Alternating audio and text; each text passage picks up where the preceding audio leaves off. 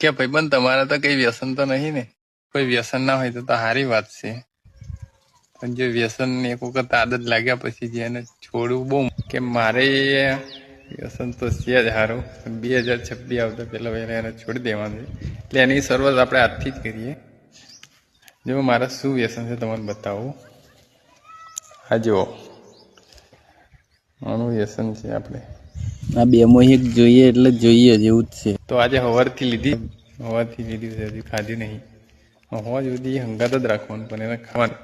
આનું રિઝલ્ટ કાલે આપણે તમને આલીશું. એક દિવસમાં વ્યસન બંધ કરી. આ વ્યસનને આપણે આપણી જિંદગીમાંથી 2026 પહેલા હટાવી દેવાનું છે, કારણ કે આપણે હવે 2026માં વ્યસન મુક્ત જીવન બનાવવાનું છે. 2026માં કોઈ વ્યસન કરવાનું જ નહીં.